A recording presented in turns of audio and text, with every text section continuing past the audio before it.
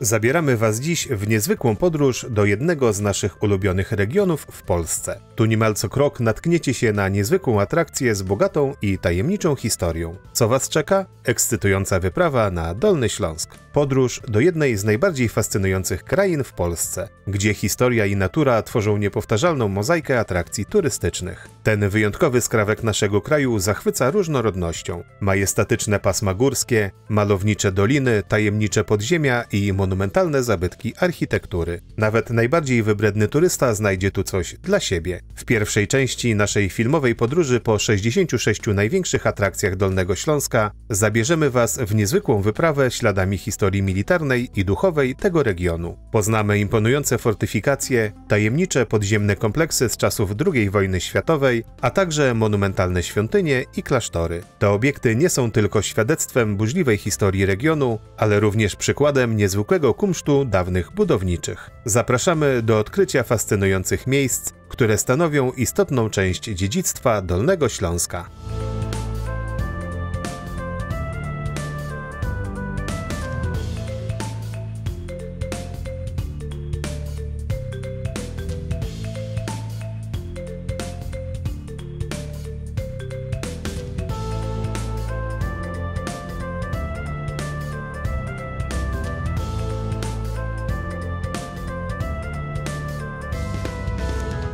Dziękujemy, że wybieracie się z nami na Dolny Śląsk. Zachęcamy do subskrypcji naszego kanału, bo co tydzień publikujemy na nim filmy pokazujące atrakcje Polski, które warto zobaczyć. Będzie nam również bardzo miło, jeśli docenicie naszą pracę łapką w górę i komentarzem, dzięki czemu filmy będą miały szansę dotrzeć do szerszego grona odbiorców.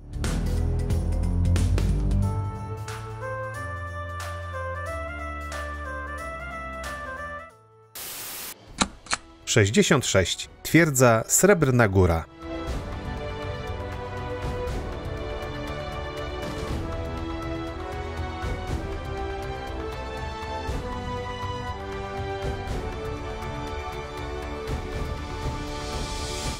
Twierdza Srebrna Góra, nazywana czasem śląskim Gibraltarem, to jeden z najwspanialszych przykładów XVIII-wiecznej architektury militarnej w Europie. Została wzniesiona w latach 1765–1777 na polecenie pruskiego króla Fryderyka II Wielkiego, aby uchronić strategiczne przejście przez przełęcz Srebrną łączącą Śląsk z Czechami. Jest to największy w Europie tego typu obiekt górski. Głównym elementem kompleksu jest potężny donżon. Ta sześciokondygnacyjna budowla mogła pomieścić około 4000 żołnierzy wraz z zapasami żywności i amunicji wystarczającymi na kilka miesięcy oblężenia. Choć w 1807 roku poddała się bez walki wojskom napoleońskim, to tak naprawdę w wyniku działań wojennych nigdy nie została zdobyta. Twierdza składa się z 6 fortów połączonych systemem podziemnych korytarzy. Zwiedzając ją można podziwiać zachowane elementy oryginalnego wyposażenia. Na przykład najstarszy zachowany w Europie system odwadniający typu pruskiego, który działał na zasadzie grawitacji.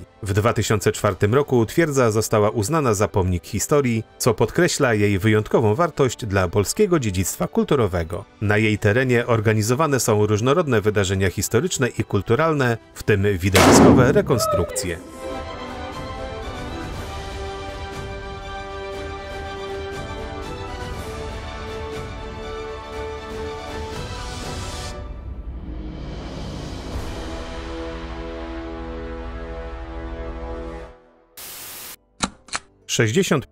Twierdza w Kłodzku.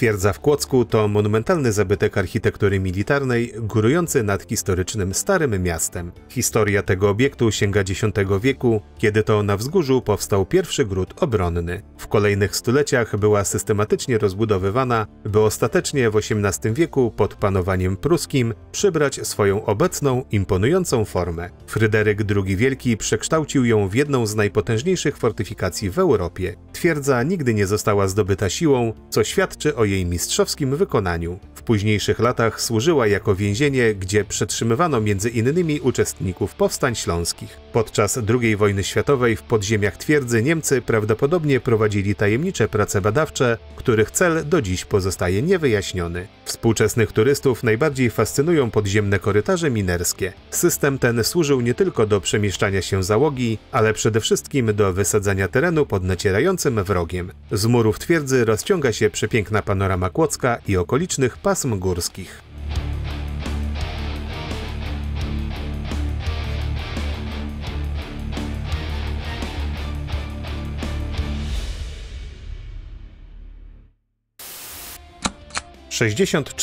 Podziemne miasto Osówka.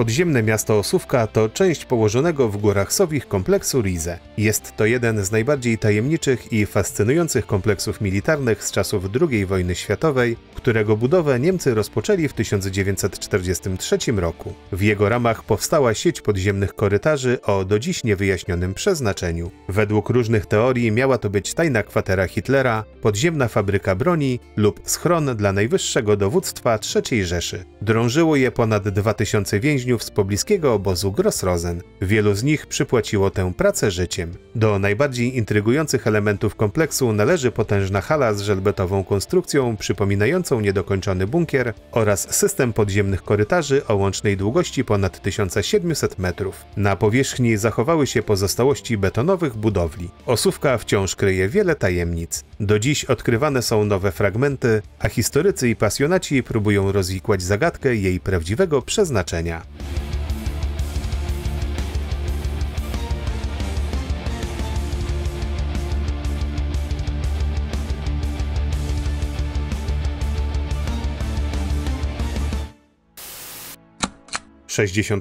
Arrado w Kamiennej Górze.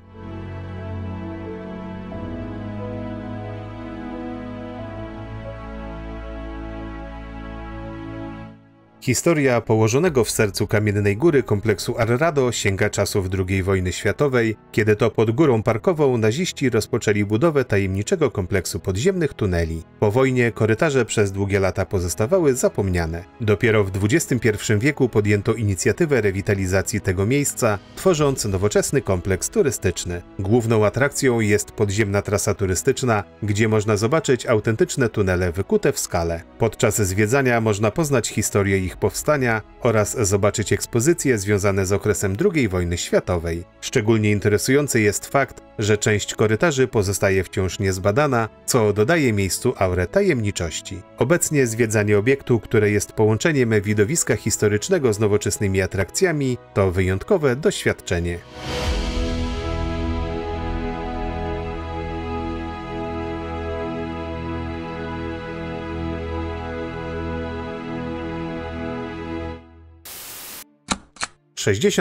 Time Gates w Jeleniej Górze.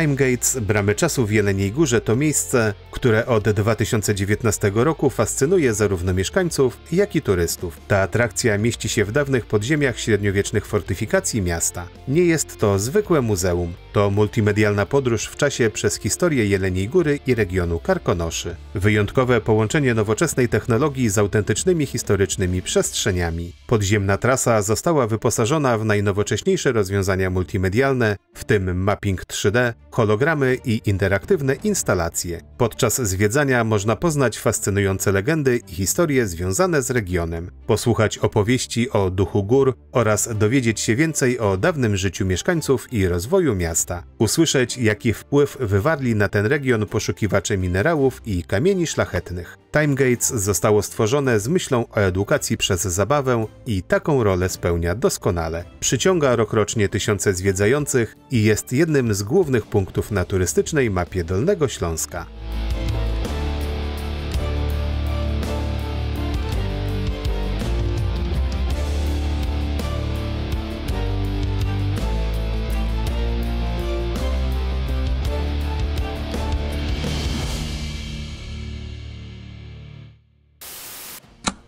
61. Podziemna trasa turystyczna w Kłodzku.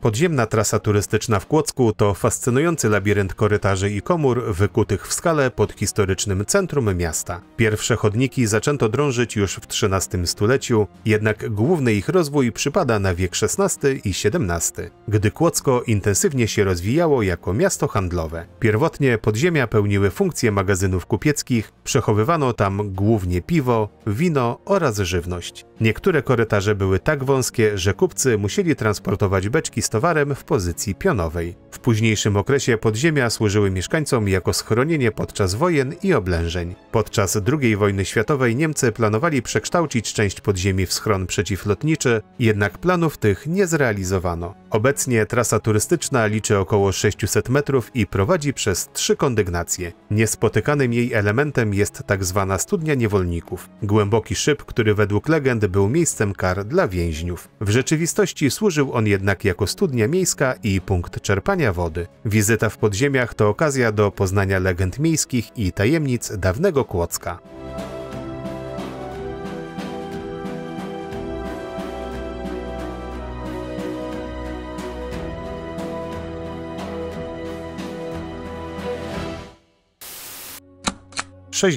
Opactwo cystersów w Lubiążu.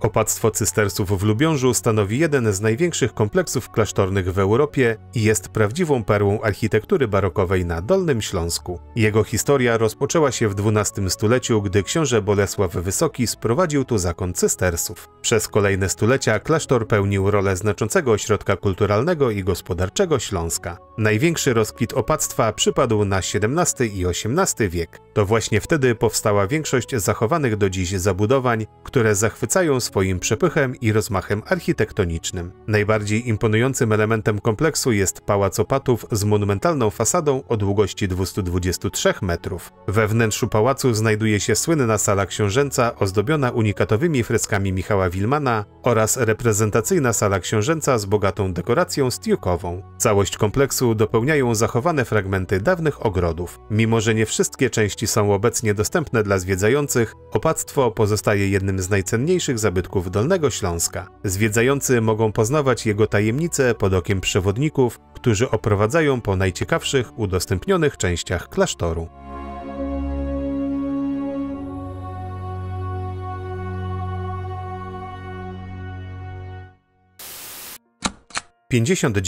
Klasztor dusz w Nowogrodźcu.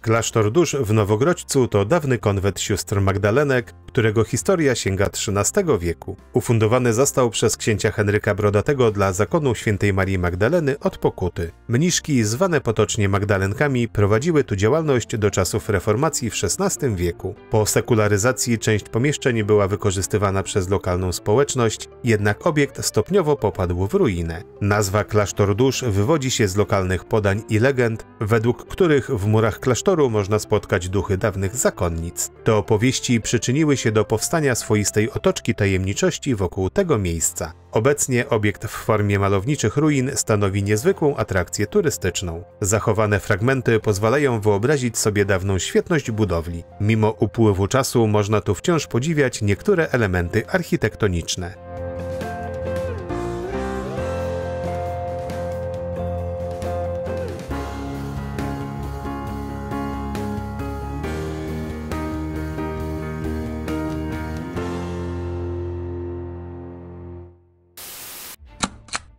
58. Perła Żeliszowa.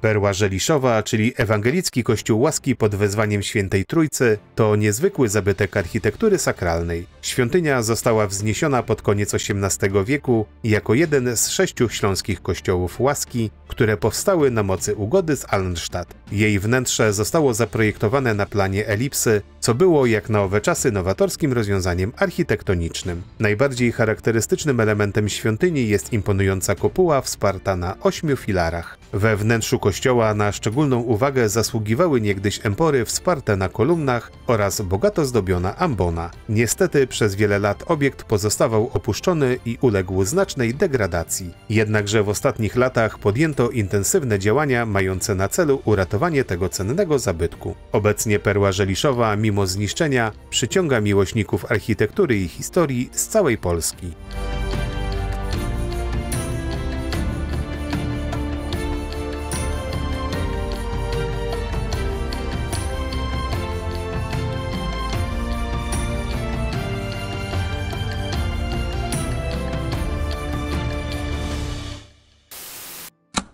57. Zespół klasztorny benedyktynek w Lubomierzu.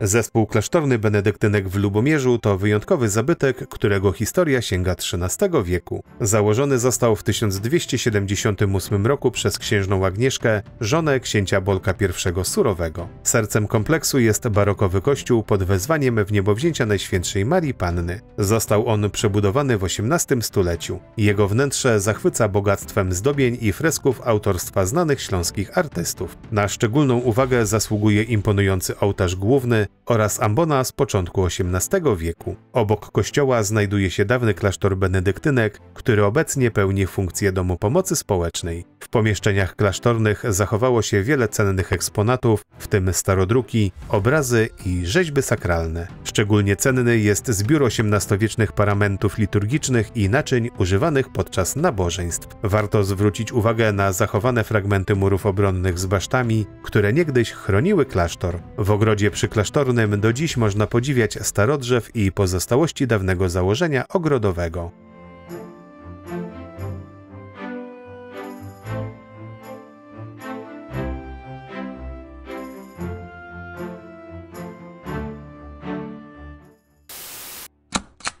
56. Kościół Pokoju w Świdnicy.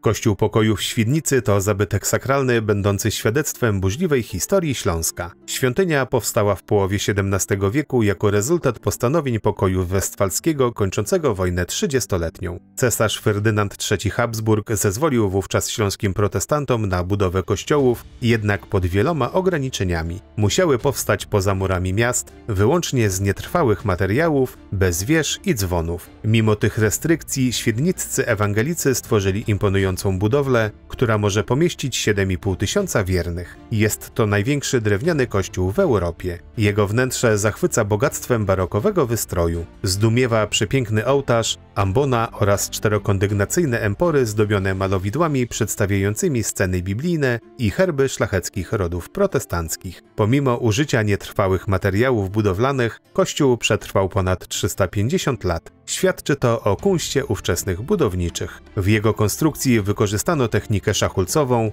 a do budowy użyto drzewa modrzewiowego, słynącego z wyjątkowej trwałości. W 2001 roku UNESCO doceniło wyjątkową wartość historyczną i artystyczną świątyni, wpisując ją na listę światowego dziedzictwa.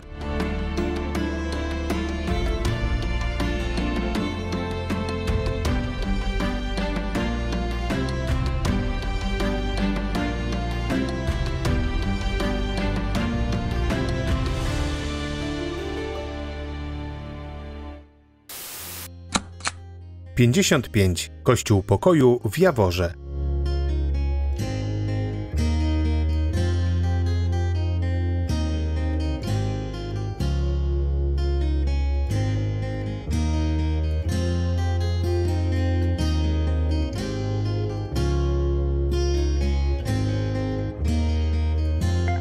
W sercu Dolnego Śląska, w malowniczym Jaworze, stoi kolejny niezwykły Kościół Pokoju, jeden z najcenniejszych zabytków sakralnych w Polsce i Europie. Budowę jaworskiego kościoła rozpoczęto w 1654 roku, a ukończono zaledwie rok później. Było to nie lada osiągnięcie jak na tak imponującą konstrukcję. Świątynia powstała na planie krzyża z wykorzystaniem nowatorskiej jak na owe czasy konstrukcji szkieletowej. Wnętrze kościoła zachwyca bogactwem barokowego wystroju. Ściany i empory zdobią przepiękne malowidła, na których przedstawione są sceny biblijne oraz cytaty z Pisma Świętego. Szczególną uwagę przykuwa wspaniała ambona z 1670 roku oraz monumentalny ołtarz główny z 1672. Obecnie kościół stanowi nie tylko miejsce kultu religijnego, ale również ważną atrakcję turystyczną regionu. Dzięki znakomitej akustyce wnętrza organizowane są tu koncerty muzyki organowej i chóralnej. Jest też miejscem ekumenicznych spotkań, symbolem pojednania między narodami i wyznaniami.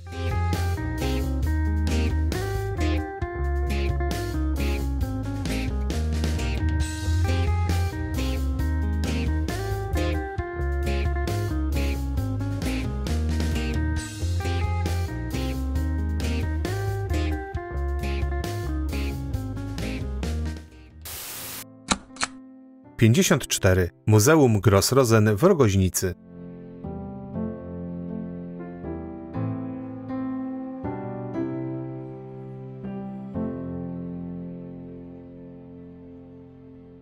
Muzeum Gross-Rosen w Rogoźnicy to wstrząsające świadectwo niemieckiego terroru z czasów II wojny światowej. Utworzono je na terenie byłego niemieckiego obozu koncentracyjnego, który funkcjonował w latach 1940–1945. Powstał, gdy naziści postanowili wykorzystać znajdujące się w okolicy kamieniołomy granitu. Pierwsi więźniowie przybyli tu w sierpniu 1940 roku i zostali zmuszeni do katorżniczej pracy. Przez obóz przeszło około 125 000 więźniów różnych narodowości, z których około 40 000 straciło życie. Obecnie na terenie muzeum można zobaczyć zachowane autentyczne obiekty obozowe, w tym bramę główną z napisem Arbeit macht frei, pozostałości baraków więźniarskich, krematorium oraz kamieniołom. W budynku muzealnym znajduje się stała wystawa prezentująca dokumenty, fotografie i przedmioty osobiste więźniów. Muzeum Gross-Rosen to miejsce zadumy przypominające o tragicznych wydarzeniach i okrucieństwie totalitaryzmu.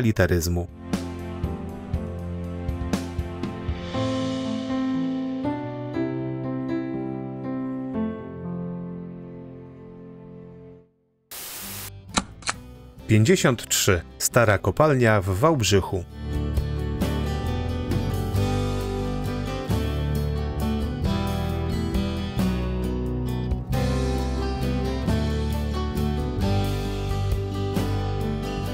Stara kopalnia w Wałbrzychu to świadectwo przemysłowej historii Dolnego Śląska. Jej początki sięgają XVIII wieku, gdy rozpoczęto tutaj wydobycia węgla kamiennego w kopalni Torres. Przez ponad 150 lat była ona jednym z największych zakładów wydobywczych w regionie, zatrudniano tu tysiące górników. Po zakończeniu wydobycia w 1996 roku obiekt przeszedł gruntowną rewitalizację i stał się największą atrakcją poindustrialną w Polsce. Dzisiejszy kompleks muzealny zachwyca autentycznością. Podczas zwiedzania można zobaczyć łaźnię łańcuchową, gdzie górnicy przebierali się przed i po szychcie, warsztat mechaniczny, kuźnię oraz maszynownię. Wyjątkowym przeżyciem jest zejście do podziemnej trasy edukacyjnej, gdzie prezentowane są metody wydobycia węgla. Tu też poznajemy warunki pracy górników. W kopalni znajduje się największa w Polsce kolekcja lamp górniczych, dokumentująca rozwój oświetlenia w górnictwie. Niezwykle imponująco prezentuje się także wieża szybowa, która góruje nad całym kompleksem i stanowi charakterystyczny punkt orientacyjny Wałbrzycha.